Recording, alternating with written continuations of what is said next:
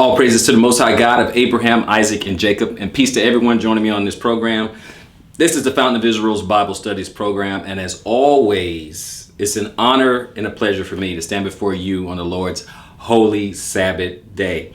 Peace and shalom, Israel. Now, this lesson has to do with contentment, about being content. Okay, if we're on our path, we're on our grind, we're on our purpose.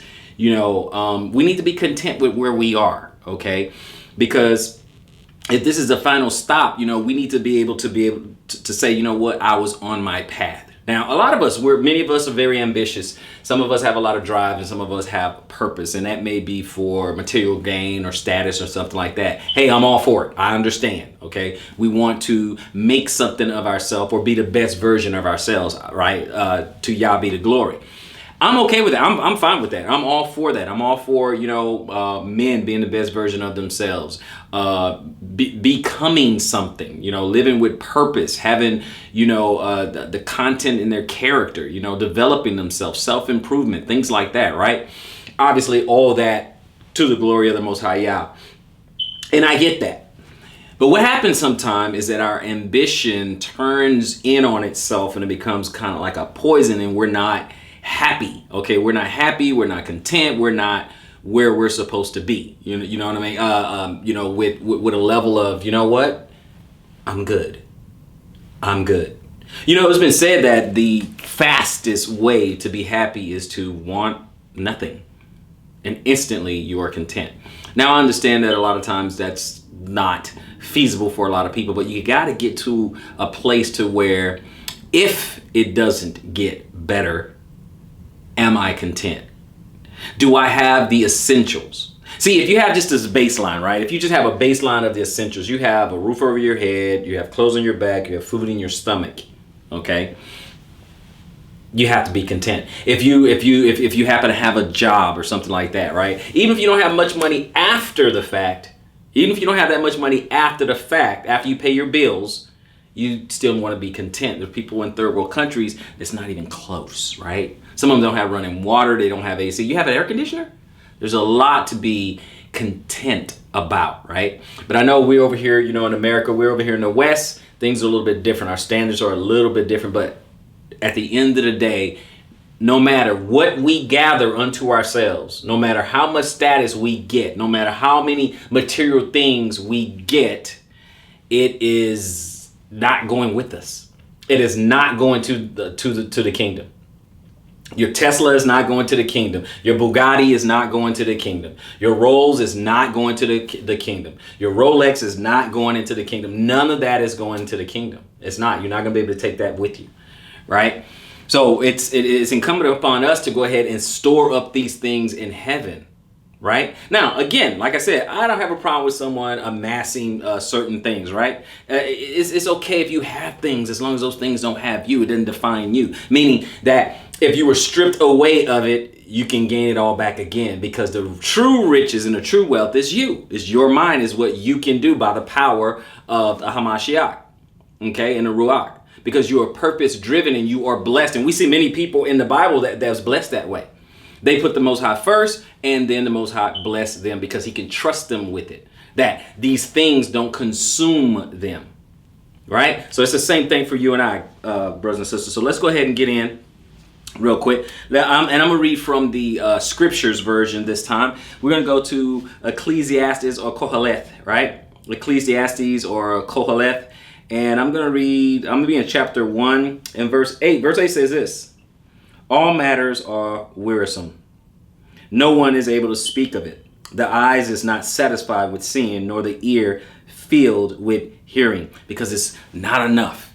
And what we got to understand is that we're over here in the West, and we just consume. Nothing is never enough. Our eyes don't hear enough.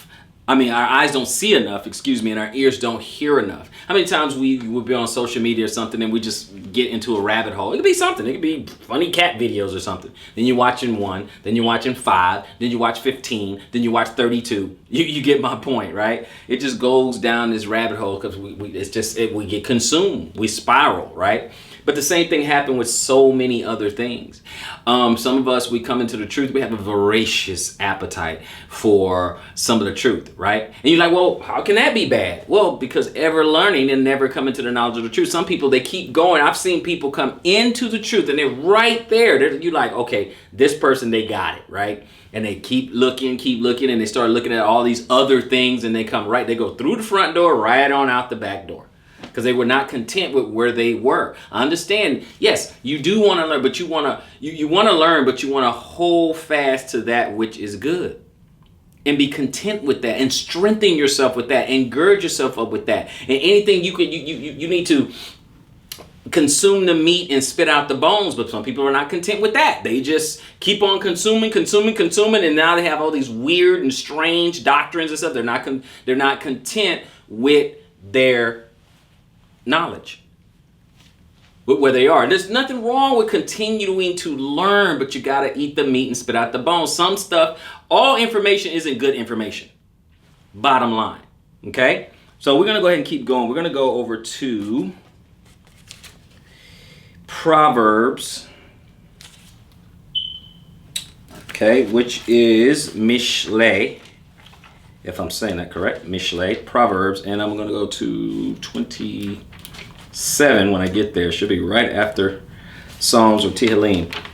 Excuse me, it's Mishle and 27. Let me get over to 27 and read verse 20. Okay, verse 20, which says this: Sheol and destruction are not satisfied, so the eyes of man are not satisfied. It's just greedy. It's just more. It's just more. It's just more. Okay. And again, I can talk about, I got lessons on, false prophets, false pastors, and all that other stuff. I have that. But this one is more about, you and I being content. If you're on this path, of righteousness, you need to be content. Okay. If you're able to supply your daily needs, then there's got to be a level of contentment there, a level of, you got to be thankful and grateful and be content. And in some cases, if you are so discontent, you won't get that promotion. It's like, okay, you stop, smell the roses, realize where you are, realize how good you are, realize how blessed you are. Because if next week is your checkout date, if next week is when you're going to fall asleep, you see where I'm going? You need to learn how to be content. And if you do have to come to, for example, a deathbed speech or whatever, then you're not on the right path. If you can go to your deathbed speech right now and wish you had done something or whatever, you say, you know what, or you find out you have 90 days to live, what would you be doing differently? Then you need to be doing that, right? Now, again, I'm not saying do something contrary to what the Most High wants you to do. I'm not saying that. Of course, obviously do exactly what he wants you to do, right? But what I'm saying is that all you have to do is get in alignment and line up your priorities. And then while you are on the path, even if you had not reached that particular destination you have in your mind, be content. It's okay. You got to learn how to be content with some of the simplest things, because a lot of people don't have that, to have that contentment, to have that peace. Some people don't know how to be happy. I know that sounds so simple. I know that, but there's a few people out there who understood what I just said, that you've known someone.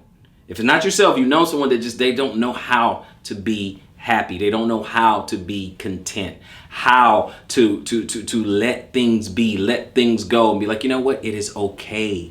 It's all right. Relax. RELAX. Like Aaron Rodgers said, just relax. It's okay.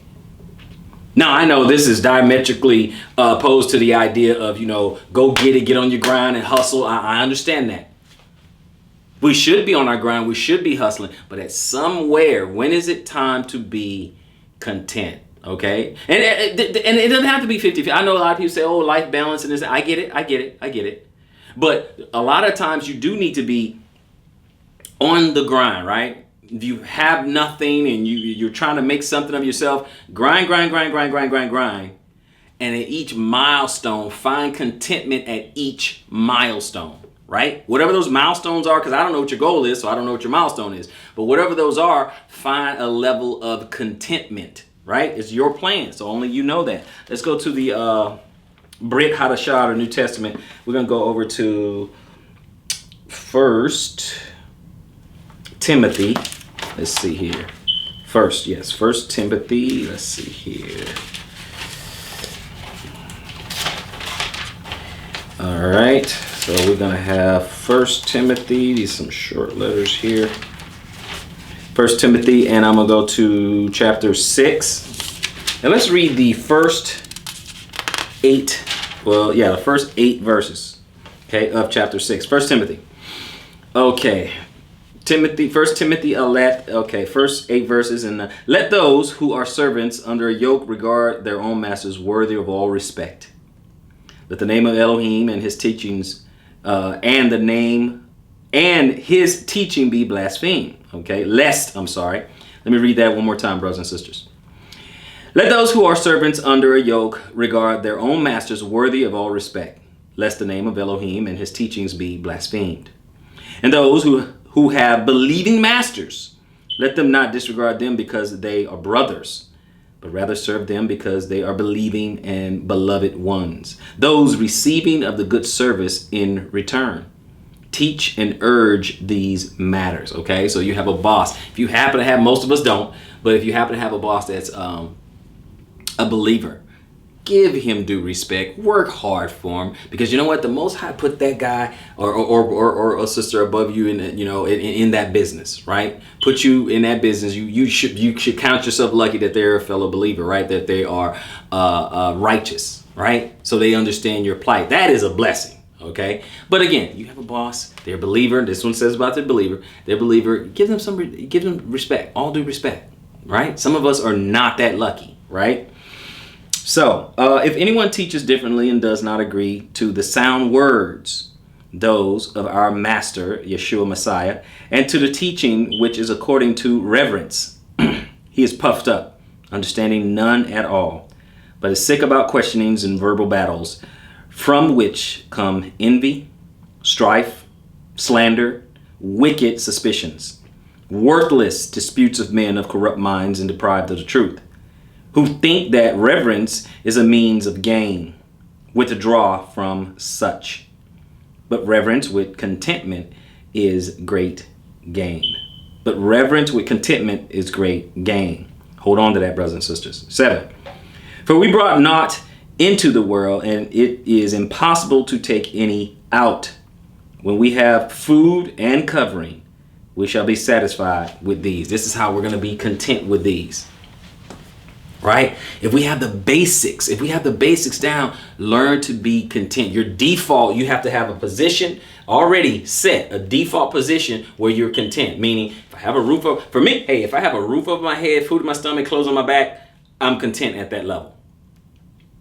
I can make I'm good. I can make something happen. I can function. I can live. I can do what I need to do at that level. I can be content at that level.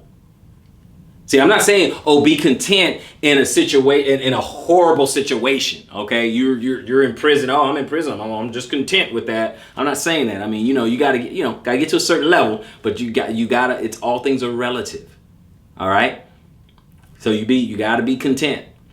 All things are relative. If you're out here and you're able-bodied and you can do something and you can get to a comfortable level, then you can be content. Your default, you have a content default level, right? I'm not going to be content. I'm not going to be content if I'm living below my capacity and capability, right? If I'm below my capacity and capability, I'm not going to be content because I'm not doing anything with my potential, right? Okay, it's worse if man don't take care of his own house. It's worse than an infidel. So you got to do something, right? So it doesn't mean there's no ambiguity there. Okay, it doesn't mean don't do anything, just be content, and no matter what. No, it doesn't mean that. But you got to get to a certain, level, a certain base level, a certain base functional level. The minimum for a guy: take care of his house, take care of your wife, take care of your children. Okay. Take care of those bills, but a basic functional level. Take care of those bills, okay? Take care of that. Take care of your wife. Take care of you got the roof over your head, you got the clothes on your back, you got food in your stomach for you, your wife, and children. Okay, cool. You can be content there because a lot of people can't do that.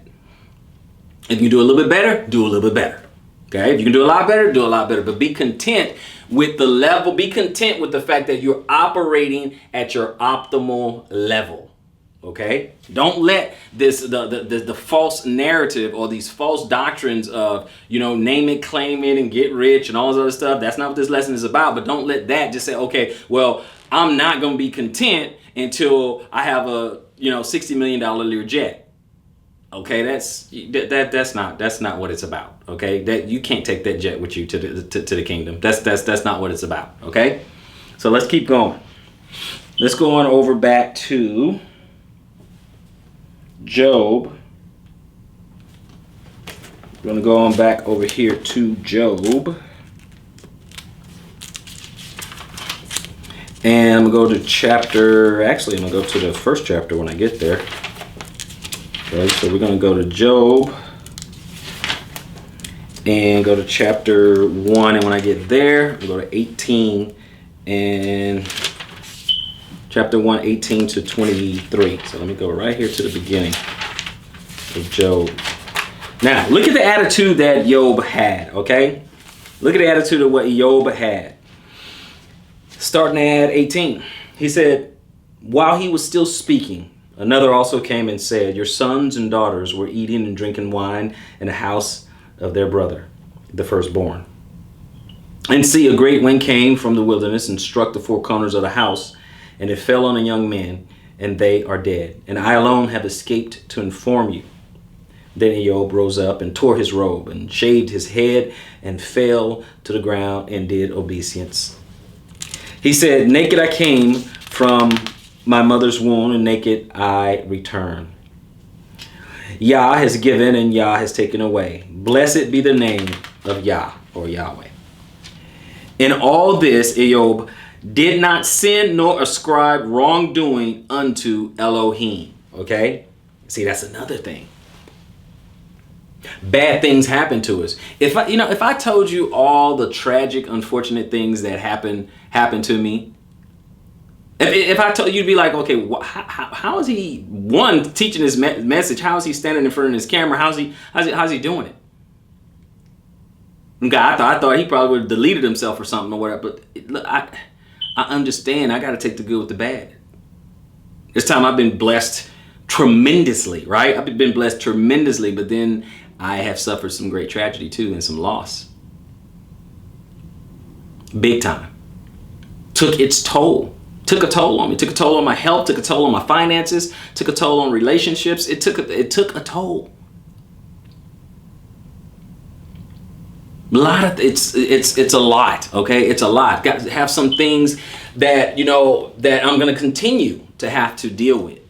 Unfortunate, tragic things. But guess who I'm not going to blame? I'm not going to blame the Most High. I just can't do that. I can't do it because I know I live, in a fallen world. I live in a fallen, unclean world, and the best I can do is try to remain clean, and that's not always perfect. That's not. This is a wicked, wicked world.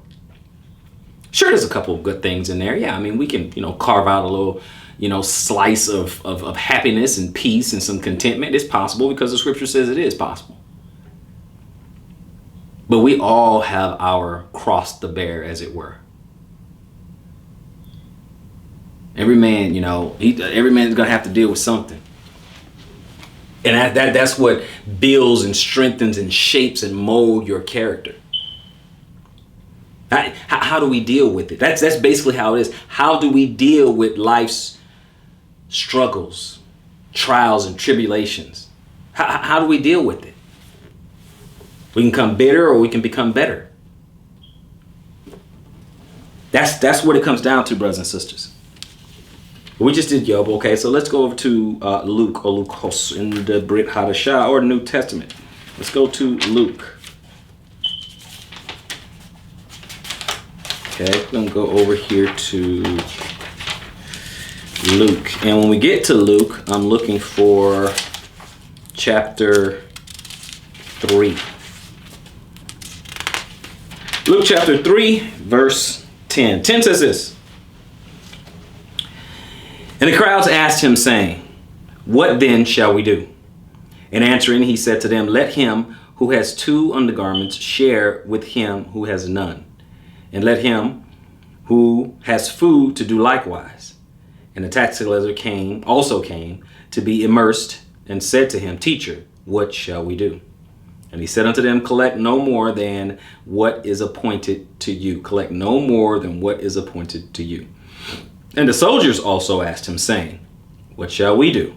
And he said to them, do not intimidate anyone or accuse falsely, and be satisfied with your pay. All right? Teaching everybody how to be content with where they are. Teaching everyone how to be content. Say, in 13 it says, collect no more than what is appointed to you. Don't get greedy. Be content with what's owed you, what's due you. That's where you are, right there, right? And then he said to the soldiers, don't intimidate anybody, don't bully anyone, accuse anyone falsely. You know, these soldiers and whatnot, right? And be satisfied with your pay. Oh, you got a good job, okay? Be righteous. Be a good person. Be content with where you are. It's okay. What's the message today? What is the message today? So look, I got to teach both sides of it, right? We got to, whatever the topic is in the Bible, that's what we're going to talk about. This topic is about contentment, so I got to teach, but we got to be content. And one of the reasons why we have to do that is because a lot of times we're looking at other people and we're comparing ourselves and our situation to other people, and it may not be a fair comparison. It just might not be a fair comparison. We may not be on that level. It may be on a different level. It might be a different circumstance. Okay, what if I can't be content until I'm on Jay-Z's levels, right? He's a billionaire now, right? And I'm thinking, oh, that's just not fair. He can do this, he can do that. I don't have $1 billion. He does. Now, if I use that as my standard, then I'm never going to be content. I'm never going to be content until I hit the Jay-Z level, till I have what he has, and I hit that level. I'm just never going to be. You see, it's just a different level to it. Yes, I know. Well, brother, you can work hard and start a business and do some investments and and you can become a billionaire and all that. Okay, but I don't want to be discontent on that kind of journey. I don't want to be discontent. I don't want to be unhappy. And instantly I'm unhappy because I'm like, okay, I don't have that. I don't know how much time I have in the future. I don't have that. He has it. I don't. Okay, see how that's like envy and jealousy. And then now I'm discontent. I can't find my peace now because I'm like, oh man, every waking hour that's bothering me, man. I'm not on that Jay-Z level or whatever, just one of his lyrics, he said, y'all can't ball on my level or whatever, He got into the game and raised the price on you and y'all can't ball on my level. I'm like, okay, no, he right. I can't. I'm not a billionaire. He right. But that's what I'm saying, but I can be content at my level. If I was at millionaire level, I could be content. I don't have to be a billionaire level, right?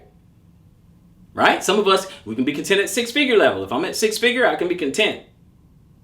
If I'm a millionaire, I can be content. But there's so many different levels where I can be content without hitting $1 billion. You see what I'm saying? Find your level, right? And again, this is not about money. It's just about being content, right? Find your level of content. I don't have the lifestyle or the responsibilities that a billionaire has. I don't have that, right? I don't have to worry about that, okay?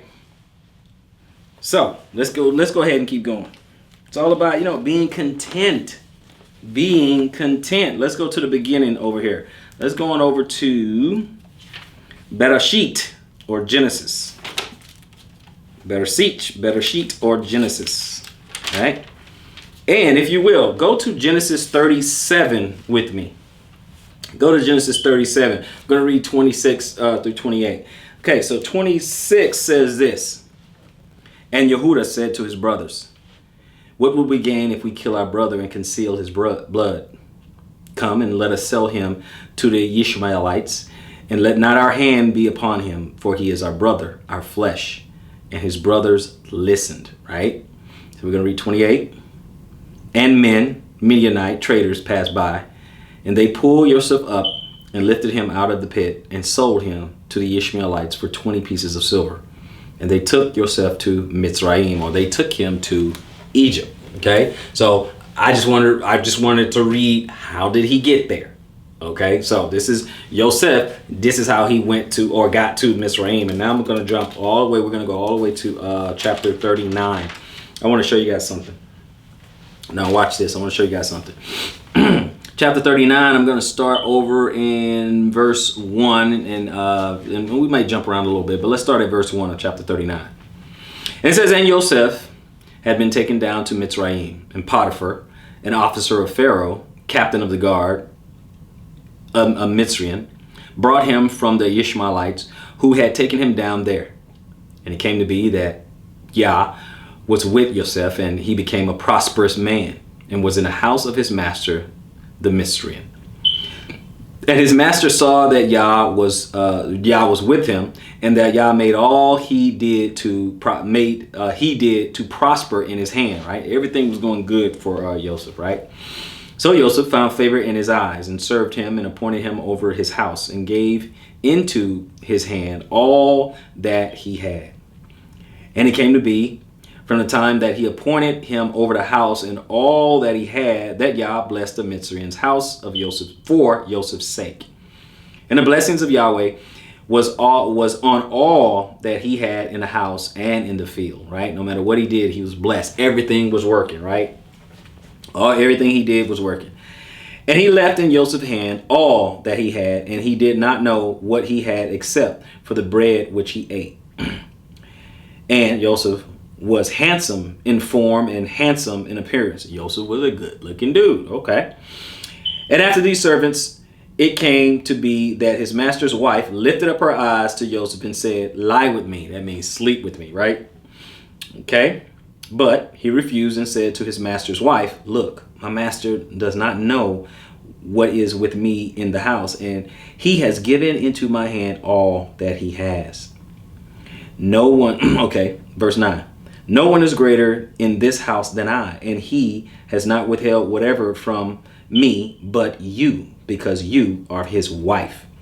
And how shall I do this great evil and sin against Elohim? It's like, why? So he's telling, Potiphar's wife, he's like, man, why would I do that? The Pharaoh, he's trusting me with everything. He trusts me with everything in his house. Gave me charge over everything except you. I have access to everything except you.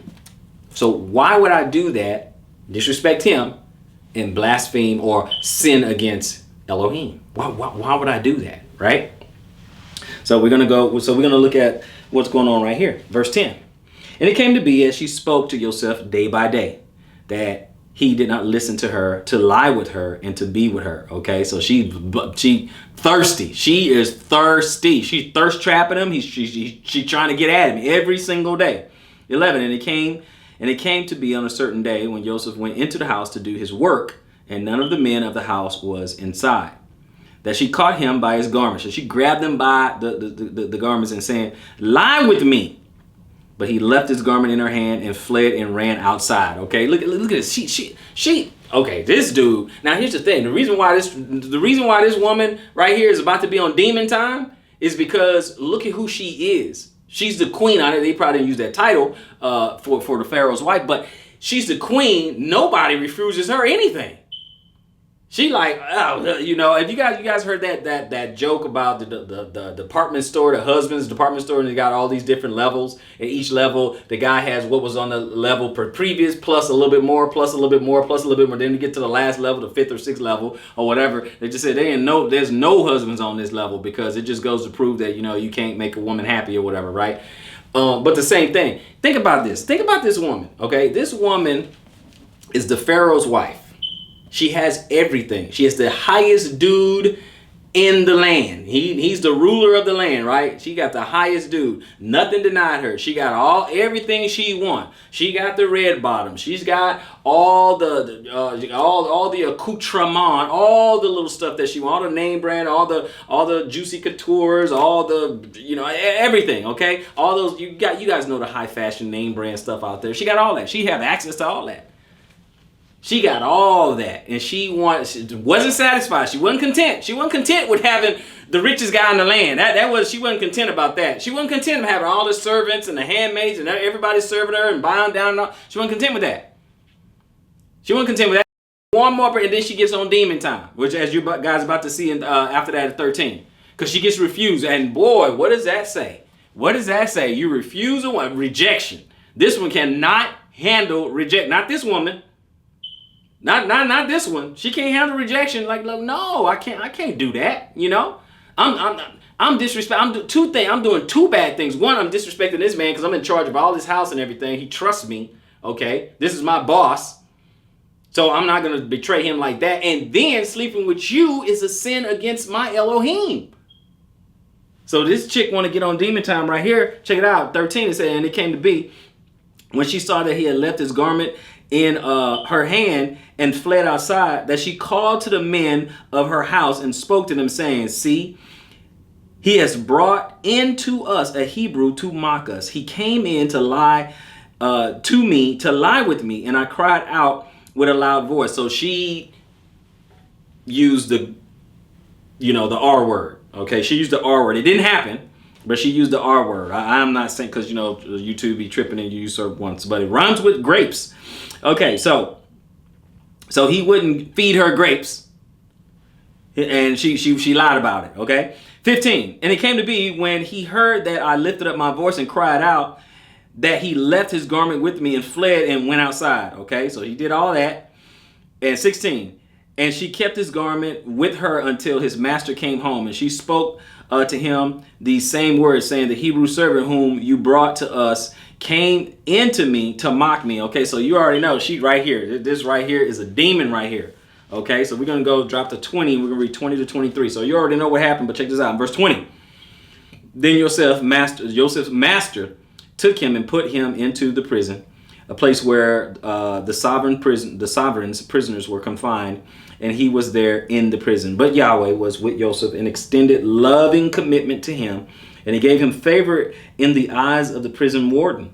And the prison warden gave into the hand of Joseph all the prisoners who were in the prison, and whatever was done there was his doing. So he kind of gave him a little authority while he was in the prison. The prison warden did not look into any point that was under Joseph's hand, because Yahweh was with him. And whatever he did, Yahweh made it prosper. So I just want to give you, see, he's content. No matter what, Joseph was content with whatever situation. Whatever situation. Now remember, he did the right thing. He gets thrown in prison wrongfully, but he knows since he did the right thing and it pleases the Most High Yah, he gets blessed again. Now I want you, brothers, okay? I'm talking to the brothers specifically. Okay, brothers. My brothers. What do you think would have happened if he'd have given in to his carnal desires? What do you think? What you think he would have blessed him while he was in prison as well? You think the Most High would have blessed him? You see what I'm saying? So at some level, we have to be content. We can't let enticement get us discontented. We cannot let that. We can't let an enticement or an entrapment get us discontented. If we're happy with where we are, if you're doing good, keep doing what you're doing. Don't let anything get you off the path. Talking to my Hebrew brothers, don't let anything get you off the path. No enticement to get you off the path. No entrapments to get you off the path. If you're doing good and you are prospering, keep going on that path. Keep going. Let Yah keep working with you. You get off that path, you go do something on your own. You think you're gonna do something and he'll bless it anyway and all. Don't play with Yah like that. Don't play. It don't work like that. You can't just do any and everything you want and still think he's gonna bless you. Nay. Nope. Not gonna happen. Can't do it. Nope, not having it. Stay on the path. Stay on the path, brothers and sisters. Okay, let's move on. Right, we're going to look at a little bit over here in Tehillim or Psalm. Go with me to Psalm, right? Go with me to the Psalms. And I want to go to 108. Still dealing a little bit, with Joseph. So go to 108. 105. Forgive me. 105, and I'm going to start 17 to 22. 17. And he sent ahead of them a man, Joseph, sold as a slave. They afflicted his feet with shackles, and his neck was put in irons. Until the time that his word came, the word of Yahweh tried him. The sovereign sent and released him. The ruler of the people let him loose. And he made him master of his house and ruler over all his possessions. To bind his chiefs at his pleasure and to teach his elders wisdom. Look at, he got promotion. Just because he's being righteous, just because he's doing the right thing, just because he's content. He said, you know what? Look at how bitter, brothers and sisters, look at how bitter Joseph is. If there was anyone who could be bitter, who can be mad, who can be giving you the mad face, who can be upset, just fuming, someone who could be discontented, is someone who suffered so much tragedy and being innocent as Joseph, as your brothers selling you because you told them an interpretation of a dream, selling you into slavery. Then you have this raggedy tragedy of a woman coming onto you, and you trying to do the right thing, trying to be like, okay, you're a little thirsty. You need to back up. I can't do this. Who falsely accuse you, get you thrown in jail. Wrongfully accused, get you thrown in jail. Just issue after issue after issue. It would stand to reason that he would get bitter. It would stand to reason that he would be mad, right? And the whole time, look at what's happening. The whole time, because he's doing the right thing, Yah's blessing him, giving him promotion, just because he's doing the right thing, finding favor just because he's doing the right thing. Hallelujah. Do not let some ashy nugget come along and knock you off the path. Don't let nobody come knock you while you're doing the right thing. Don't grow weary in doing good. Do not grow weary in doing good. I don't care what a thought waffle offer you. It's fine. Don't do it. It's not worth it. Okay? Just trying to encourage you, brothers and sisters. Let's go on over to Philippians. Okay, let's go on back to the New Testament, going over here to Philippians. Okay, and we're going to go over chapter 4 of Philippians. Colossians, Thessalonians, I think I'm getting a little too far. Okay, Philippians. Okay, it's going to be Galatians, Ephesians, Philippians. Galatians, Ephesians, Philippians. Philippians, I want to go to 4. Chapter 4, 9 through 13. Chapter 4, 9 through 13. 9 says this.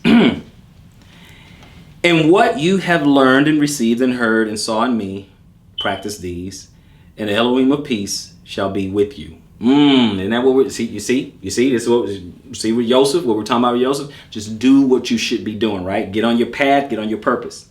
And I rejoice in, Yah greatly that now, at last, your concern for me has revived again, though you were concerned but had no chance.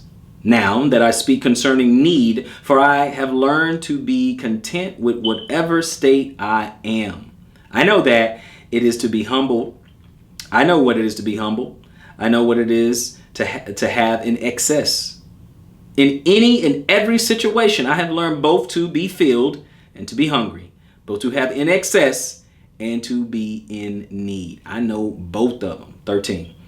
I have strength to do all through Messiah who empowers me. Doesn't matter whichever state, right? Whatever state you happen to find yourself in, that is true power. That is true contentment. That is true happiness. You can choose that. You can choose how you want to be. That's how that goes. That is true happiness right there. Do not let someone come and just steal that from you. You know what the enemy come to do. Don't let someone come steal that from you. Okay? So let's continue. Let's continue. Now we're going to go to the Corinthians. And Corinthians, I want to go to the first one. Let's go to 1 Corinthians. And I want to go to chapter 7. Corinthians 11. 1 Corinthians chapter 7 or Corinthians 11. And I'm going to read 20 through 27. Verse 20 through 27. Verse 20 says this. Let each one remain in the same calling in which he was called. Were you called while a slave? It matters not to you. But if you are able to become free to, rather use it. For he who is called in the master while a slave is the master's freed man. Likewise, he who is called while free is a slave of Messiah. You were bought with a price, and do not become slaves of men. Brothers, let each one remain with Elohim in that calling in which he was called. And concerning maidens, I have no command from the master, but I give judgment as one whom the master in his compassion has made trustworthy. I think then that it is good because of the present necessity, that it is good for a man to remain as he is. Okay, so he said this is just my opinion. And 27. Are you bound to a wife? Do not seek to be loose. Are you loose from a wife? Do not seek a wife. So he's just saying if you can stay how you are, stay that way, right? If you're single now, remain single. And he says, if you're married, stay married. Okay. Now I know he just said, if you burn with lust and all that, it's better to be married than to burn with lust. I agree with that. I know what testosterone is like. I know it can be a very, very powerful type thing. There's nothing wrong with getting married. So, if you cannot contain, go get married. All right, go get married. So, do what you gotta do. Hebrews 13 or Ibrim. Okay, let's go over to Ibrim or Hebrews, and I'm going to go to 13. Hebrews chapter 13, and I want to read 4 through 6. 4 through 6, which says this. Let marriage be respected by all, and the bed be undefiled. But Elohim shall judge those who are whore and adulterers. Okay? You better be content. Okay? If you need copulation, coitus, get married. Okay? Get married. Don't go bed hopping. Don't do that. Just get married. All right? Because that is undefiled. It said, let your way of life be without the love of silver, and be satisfied with what you have. For he himself has said, I shall never leave you nor forsake you. Meaning the Most High is enough, right? I never leave y'all nor forsake you. He is enough. So that we boldly say that Yah is my helper, and I shall not fear what man shall do to me, right? Because we know we can build up a lot here on earth. It's possible for us to build up and amass a lot of material things. But we know that this wicked world, the government, can come and just take everything that you built up. But you need to be content because of what you have. If you have the Elohim, if you have the Father, you have the Messiah, you are empowered by the Ruach HaKodesh, you're good. Ultimately, you're good because all this other stuff is going to pass away anyway. That's why ultimately you have to set your sights on what's above. Ultimately, you got to set your sight on what's above, period, because that is what's coming and that is eternal. This stuff is temporal and it's temporary. So just keep that in mind, brothers and sisters. Please keep that in mind. Do not get it twisted. Do not get it messed up. So we're going to go on over to, let's see here. We have Luke 12. Okay. Let's go to Luke 12. Luke 12. When we get to Luke 12, we're going to start at 13. Finish up at 21. Luke 12, we're going to start at 13. All right. Luke 12, 13 says this. And someone from the crowd said to him, "Teacher, speak to my brother to divide the inheritance with me." And he said to him, "Man, who made me a judge or a divider over you?" And he said to them, "Mind and beware of greed, because one's life does not consist in the excess of his possessions." He then told a parable to them, saying, "The land of a certain rich man yielded well. And he was reasoning within himself, saying, What shall I do, because I have no room to store my crops? And he said, I am going to do this, pull down my storehouses and build greater," or bigger, right? "And store all my crops and my goods there. Then say to myself, Life, you have many goods laid up for many years. Take your ease, eat, drink, and rejoice." But Elohim said to him, "You mindless one, this night your life shall be demanded from you, and who shall own what you have prepared?" So, is he who is storing up treasure for himself and is not rich towards Elohim? It doesn't sound very good now, does it? You have to, we have to store up our treasures. Our ultimate contentment. Like earlier, I was talking about that base level and all that. But what's greater than that? Greater than that is having the Elohim and the Ruach HaKodesh. Because that is our source. If you think about it, that's our source. That's how we can do anything. That's how you can do anything that you're doing right now, that you are empowered to do anything, for you to be able to make an income, make money, build a business, have a profession, go get your license, get your certification, stuff like that. You're able to hustle, you're able to grind, stuff like that is by the will of the Most High Yah. Oh, well, what about, Hasatan? He has employees too. He has employees too. What's their reward? Just like the Most High has his servants, what's our reward? Everybody's employed by somebody. Who do you work for? Okay, you want blessing, or do you want this fool's gold that's out there with working for the enemy? See, what we got to concern ourselves with is doing the right thing for the Elohim, for the Most High God of Abraham, Isaac, and Jacob. We have to concern ourselves with that. We need to busy ourselves with that, because that's our source. When it came to Job, he knows where his source is. When it comes to Joseph, he knows what his source is. Daniel, he knows whom his source is. He knows what it is and who it is. They know.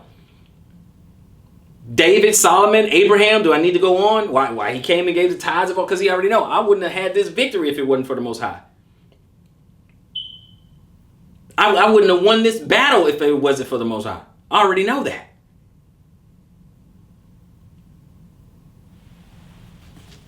Even Yeshua, when he was here on earth, he said, you know what? I can pray to my Father and have a whole legion. He knows he has power. He knows where his source is from, especially when he was down here in that earthly body. He knew where his source was from, because he already knew. He didn't say, I'm going to raise myself up. No, the Father raised him up. He fully trusted the Father, the source. What is your source? This is your ultimate contentment. This is the ultimate level of contentment where you and I need to be. right? I understand you have a little base level that, okay, that's just, that's earthly, right? That's earthly, you know, having your food, clothes, raiment. I mean, even Shaul talked about that, okay? Even Shaul said that, okay? That's just the earthly part. But ultimately, your source, we already know. This is like Paul was saying. He said, I've had excess. I had a lot. I had a little. I had a lot. I know how to be content either way. That's what it's about. That, brothers and sisters, is what it's about. Let's keep on going. Let's go over to Matthew.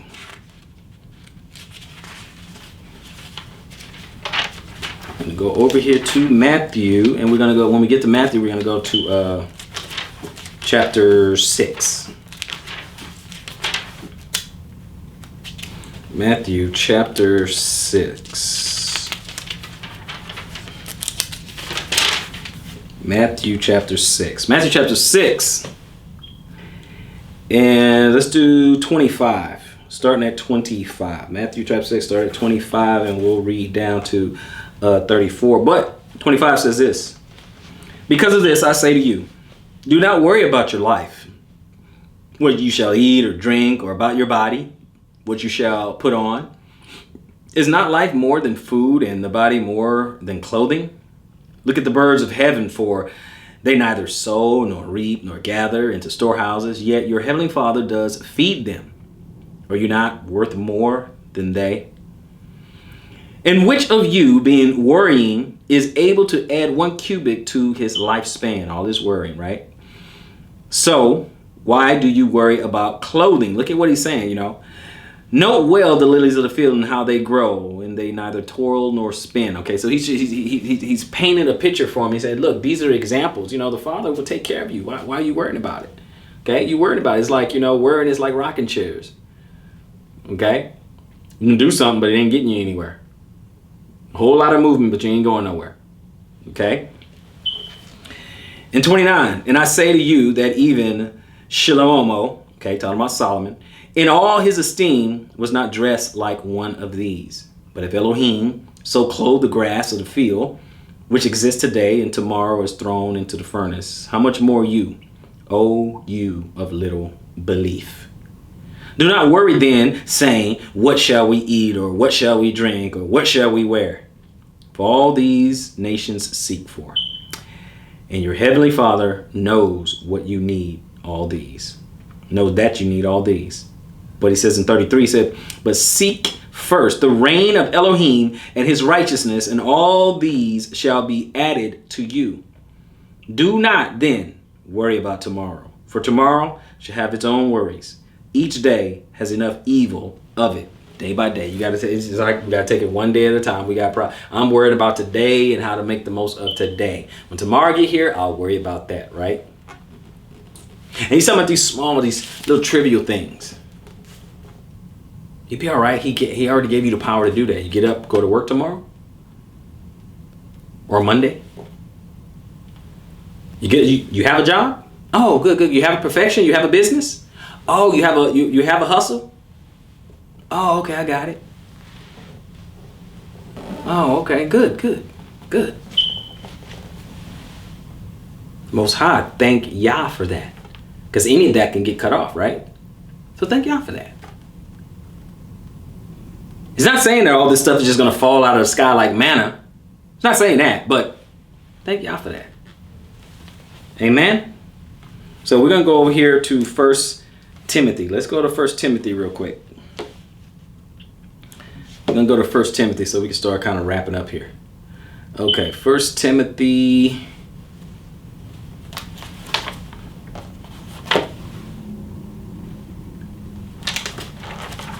Okay. We're going to go to chapter 6 because this is like the main. This is the impetus of the entire lesson. 6 and 6. But reverence with contentment is great gain. But reverence with contentment is great gain. Now, I can give you a couple of more scriptures, to kind of close this whole thing out and all that. And I think I will, because this would probably be a two-parter. But reverence with contentment is great gain. Have contentment, brothers and sisters. Have contentment. Now, I may have some other scriptures there, but what I'll do is I'll go ahead and stop it here. I'll stop it here. And what I'll do is I'll just make another part, right? Talking about some more contentment and stuff like that. Okay, we'll get into that. But again, let me just simply say before closing out, brothers and sisters, if we go by the whims of the world, right? We see how the world's going right now in this day and age, and we just go by every whim of the world, we'll never be content.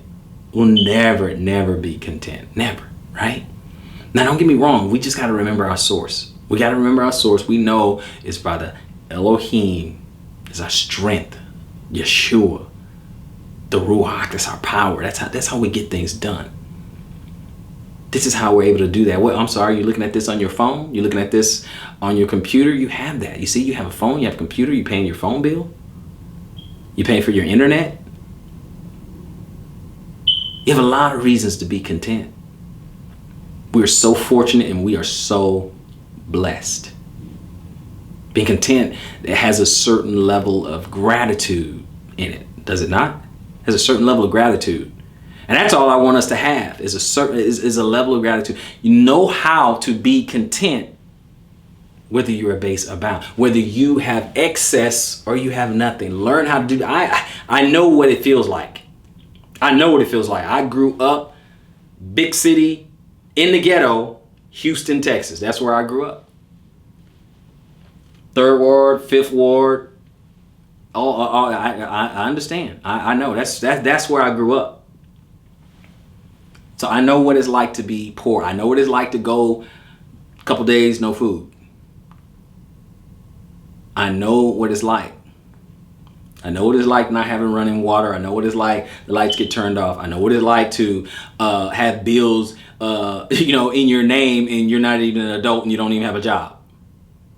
I know what that's like. Even if it didn't happen in my house, my neighbors and my friends, it was the same thing.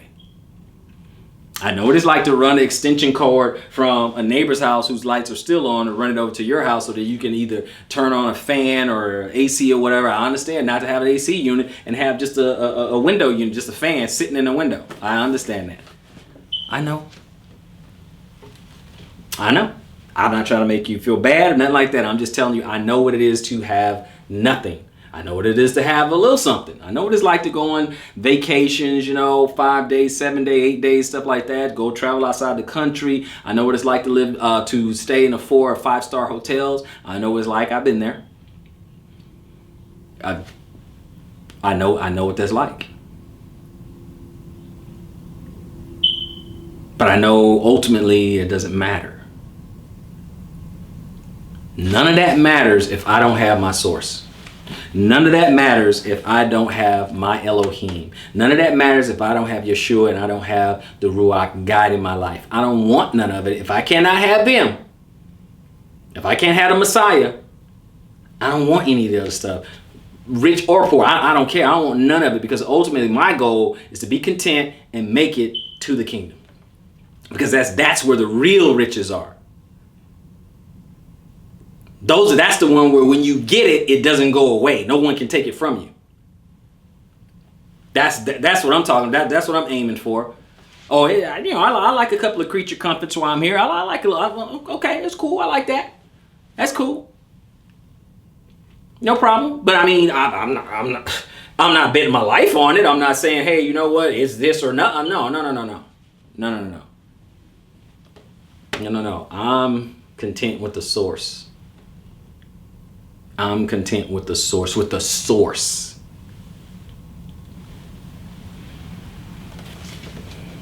Abba Yah and his only begotten, Yeshua.